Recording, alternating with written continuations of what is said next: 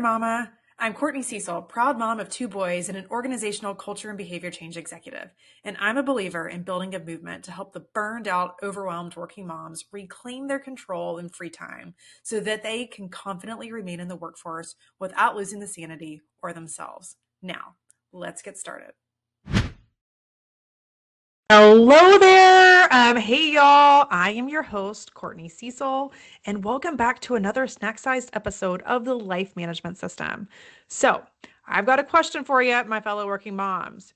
Do you feel like your to-do list is running your life, or is it just me? Because I feel like I'm constantly juggling work and family and personal responsibilities, but at the end of the day, it still doesn't feel like enough. And if that feels like you, it is time to take back control. So, inside this episode, we're going to talk about how to do that, how to more productively manage your to do list so it does not feel quite as controlling or quite as overwhelming. But let's put first things first. Mindset matters. So, part of the reason that so many working moms are feeling overwhelmed by their to do list is because we choose to let it shackle us. So, does that feel like you are choosing to let it weigh you down? So before we get into some of our actual tactical strategies on how you can more productively manage the list, I want to unpack 5 truths. The first, unfortunately, there is a hidden cost to maintaining a to-do list. And I hate to admit that as like the ultimate type A, but there is a hidden cost to that. Because despite it leaving you feeling accomplished and in control and all the things that you love about checking all that stuff off, a to-do list at the same time is also what is making you feeling overwhelmed. It is making you feel stressed and it is making you feel guilty for what you're not able to finish, which sucks. It really does. But that's the truth of it. 2, another truth bomb. You can't get everything done. So I always said that if I had a superpower, it would be that I didn't have to sleep because I could get so much more done in my day. But the bottom line is there are only 24 hours in a day, and you, like me, my dear, are only human. So you have to let go of all of your unrealistic expectations of wanting to get everything done because it just can't happen. So to pull in that same theme, number 3 on this list is your let go list is just as important as your to do list because when you acknowledge what you're not going to commit to, you therefore position yourself to be at a place of peace and be like, you know what? That's not for me, or it's not for me right now. So think about the things that you know you can't get done with the age of your kids, or because of the intense project you have at work, or because of the season of weather, or whatever it may be. Like there are so many things that are very appropriate for your let go list. It doesn't have to be permanent, but maybe it's just right now. But like that let go list, just as important as your to-do list. And knowing what should go on that list or not doesn't mean that just because you're not getting something done doesn't mean that you're failing. It just means you're actually prioritizing. So if you're multitasking, this is where I need you to plug in. This is what I need you to hear. What you aren't getting done is not meaning that you're failing. It means that you are prioritizing. And that is so important. That's number 4 on this mental list. Because you are prioritizing, you are concentrating on what it is that really matters. And that's what life is about. It's about focusing on what you value because what you value is what you prioritize spending your time and your money and your resources on. It's also worth noting, by the way, that at this stage in life, I need you to focus on being satisfied and content with being a B minus. And that kills me to say it. I am a former valedictorian. I took great pride in my grades, but B minus life is just going to have to work right now when we are dual careering and our kids are young and they're pulled in a million different directions with activities. Like it's just going to have to be okay. But even the things that I do complete, they're going to be below my standards, and that just has to be what it is. Because by letting go of my standards, it means once again, I'm leaning into my actual priorities. Okay, 5th and last on this list is you need to consider redefining success. So very similar to the what I just shared around like letting go of your standards, redefining success is another really important point because I am constantly disappointed and surprised by how little I'm getting done. But when I reframe my thinking and I'm like, you know what success is, Courtney? It is getting this one thing done today. Then all of a sudden, I feel really proud when I not only accomplished that thing and I feel very satisfied I accomplished that thing, but then I got to check off a second or a third. But until you get to a point where you recognize that the task you think will only take you 5 minutes will actually probably take you 30, you will constantly be disappointed by what you don't get done. So consider redefining your success. Okay, now that we've established that baseline and your mindset is hopefully in the right place, let's talk about the actual strategy on how to manage your to-do list. So first, I want you knowing that there is a difference between a to-do list and a wish list. And so often people confuse the two and think of them as the same thing. And honest to goodness, almost everything related to this topic probably goes back to that. So a to-do list sits at the right elevation and is productive. Then a wish list is exactly what it sounds like. It is something that you wish to get done. A wish list is unproductive and it's constantly leaving you feeling like you can't catch up, no matter how hard you try. So that is a wish list. A wish list includes things that are too comprehensive, like you got too much on there and therefore it becomes unattainable. Or a wish list is things that is aspirational, but maybe not at all necessary. Like you don't have to get them done. And because of that, they often don't contain hard deadlines. And it is those things, those aspirational things, that create so much of the stress and pressure for us to accomplish more. Like it's leaving us on that hamster wheel and feeling like we are just constantly running this race that we're trying to catch up on. But a to-do list, on the other hand, that includes items that are at the right elevation and therefore they are manageable. So those are the things that you need to do. Those are things that are urgent, they are time bound. And because you are writing the things down that you need to do, like need to do, or that have an associated time associated with it, it is therefore going to free your mental load because all of a sudden you're not having to worry about what has to get completed because you know it's on that to-do list. And because you keep your to-do list at the right elevation, you know you're going to get around to getting those things done. So, I'm going to take a breath and we're going to actually talk about what a healthy to-do list looks like or what a unhealthy wish list looks like.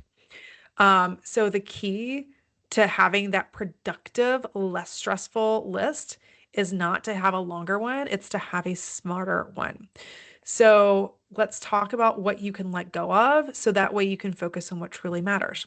So, an example of an unhealthy wish list, this is honest to goodness, my wish list, or part of it. Obviously, it's a lot longer than what I'm about to share, but a first example of what would an unhealthy wish list might look like.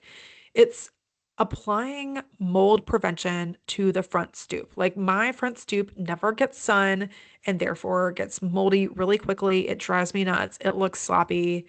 Um, I need to add something to it, bleach it, whatever it may be, oftentimes to be able to get rid of it. I know that's there. I see it every time I walk in the front door, every time I go get boxes off the front stoop, every time I get the boys off the bus. I don't need to remind myself to do it. That becomes a wish list item. I will get to it whenever I need to get to it. I guarantee I'm not going to forget it. Another example, organizing my file cabinet. So we had we have moved from Chapel Hill, where we were business school, to a house in Charlotte, in downtown Charlotte, to the house now we live in Mountain Island Lake.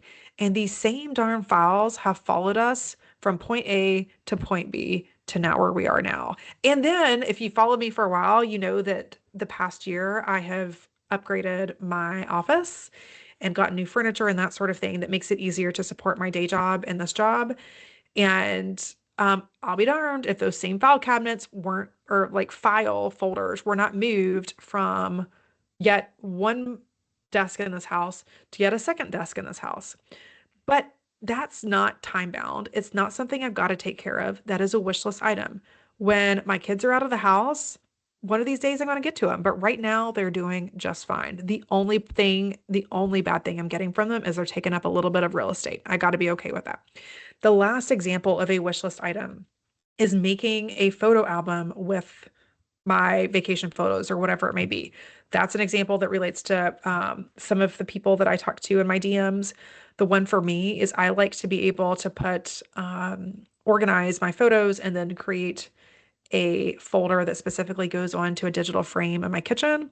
That's a wish list item. I didn't get to it this past year. I've been so busy standing up this business that I don't have that kind of time to offer. If my only things that I can get rid of are sleep or free time or gym or, the things that I actually prioritize. So that activity did not get completed. And actually, it has not gotten completed for the past 2 years. One of these days I'll get to it and it's going to be great when I do, but that's a wish list item. So examples of a healthy to-do list might include things like ordering a present for your kid's friend's birthday party. It might include things like canceling a subscription that you have. So as an example, I always use Libby for my books. And for those of y'all that don't use Libby, you can get ebooks or you can get audiobooks directly to your phone immediately. Like it's awesome. You download them immediately, and all you need is your local library card. So I mostly use that. I pump through them. I read between 50 and 70 books a year. And by read, I mean I totally listen to them. I do not read anything. Don't have time for that. Don't prioritize it, I should say. But they don't have all the books that I like to listen to. So every now and then I need to get something on Audible. And because of that, I take advantage of Amazon's like, hey, buy 3 months for 99 cents a month, whatever it may be. Well, I've got to remember to cancel that subscription, or after my 3 months is up, I'm going to be paying $15 a month for it. So that's an example of the kind of thing that is actually productive on a to-do list. Another thing, I have to remember to write a check for my dog walker so she gets paid and therefore will come back. So those are examples of what a healthy to-do list looks like. But I promise you, you're not going to forget anything on your wish list items. That's the stuff that is like it's hitting you in the face all the time. It is, and even if you do forget it, like let that go, let that pressure and guilt go. In fact, I actually have a guide that I created for you all because this is such a hot topic for so many people in the DMs that I created a guide to actually help you recall some of what we've talked about and really process it. That was a wish list item for me because I knew it'd help you all. I've really wanted to do it for the past probably 9 to 10 months. But I keep having to kick that off because it's not something I needed to prioritize. It was not a priority. It was not time bound. It was not urgent. It was a wish list item. So I continued to kick it off until I finally had time to spare. So it is my pleasure to introduce to you that guide. I will drop the link in the show notes, but you can also get it at www.workingmomsmovement.com/to-do. And inside that, not only do I break down a lot of the thinking that we just talked about, so the mental mindset stuff and examples of what should go in a to-do list versus a wish list, and examples of a healthy to-do list versus an unproductive wish list. So it includes all of that. But I also talk about how important it is to put a system in place that will actually allow you to consistently maintain whatever list it is, and the importance of how it needs to coexist with existing processes or routines you have. So I talk a little bit about that in there. I talk through a couple examples that you can use to create that to-do list. Also inside that guide, it includes how to find more domestic quality in managing that to-do list. So I'll cover that in next week's podcast, but that's a hot topic for a lot of people. So many people I talk to in my DMs are saying, you know what? I feel like I am just not equally supported by my partner. I feel like I'm carrying a good bit of the workload. A lot of my clients are dealing with that exact same thing. But there is an art to being able to give tasks away to your male partner. So if that interests you, you can catch it inside next week's episode, or you can just skip straight to the point. You can get that free guide in the show notes and access it now. Again, it's www.workingmomsmovement.com/to-do. So my friends, I am so glad we've finally been able to talk through this. I know it is something that many of you have been asking for a while and saying it is what you need the most help in. So hopefully this brought you some value and left you thinking and left you reflecting on your own to-do list and like, oh my gosh, is that a to-do or is that a wish list? But I promise if the amount of times that you will find yourself saying, I wish I had enough time to get this done. I wish I had enough time to get that done. Those are wish list items. Just let them go. Because right now they are just making you feel less than. They are making you feel like you are not productive enough and you're not getting enough done. But that's just not it. It's probably just not at the right elevation for you. So, anyway, if you learned something today, I would be so grateful if you share this with a working mom friend. Um, and even better, if you subscribe, if you rate and review us, that's the kind of thing that is going to give enough love that the algorithms will continue to promote this podcast. Also, if you are not already following me on Instagram, I would be grateful if you join me there. I try to be fairly active, both on my account and with people in the DMs. So we'd love for you to join me in that little community. But until next time, friends, if nobody's told you lately, you're doing a great job. You've got this, mama.